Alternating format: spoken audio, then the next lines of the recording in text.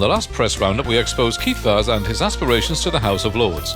Vaz is accused of trying to influence lawyers dealing with his friend, a convicted fraudster, Dr. Sharok Miras-Kandari, who was also a Labour donor. Looks like Keith must wait a bit longer for his knighthood or his peerage. Dr. Miras-Kandari is also representing some high-profile police officers in their cases against Scotland Yard.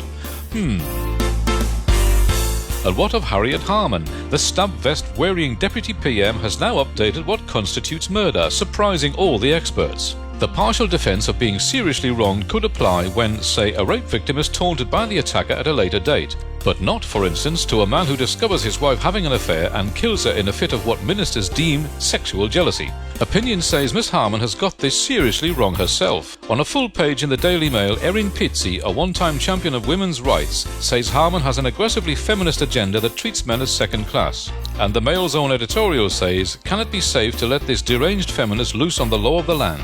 Meanwhile, Ken Livingstone says he's coming back, and this after a scandal about his old friend's severance pay from City Hall. Normally, staff on fixed-term contracts must leave when the mayor goes, but Ken changed the rules for 8 of his cronies who now get a £1.6 million payoff. Ken's a generous man, especially with public money. London's Evening Standard described his time in office as a merry-go-round of excess, but Ken promised his faithful followers at a grand dinner in Covent Garden that he'll stand again in 2012.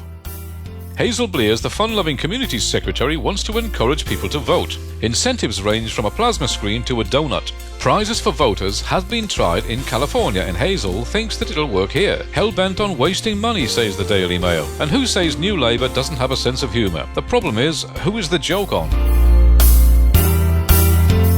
Lies, damned lies and crime figures, say all the national dailies. Yes, it's Jackie Smith again, telling us that serious crime is reducing. Strange when everyone's perception says crime is soaring. In London there were 7,500 knife attacks in 12 months, so not to worry then. Also, it's official, most young knife suspects are black, says Scotland Yard. About 59% of black Caribbean children and 54% of mixed-race children are looked after by a lone parent. With the white population, the figure is 22%. According to the Daily Mail, after all New Labour's manipulated statistics, the truth will out. The National Party couldn't agree more.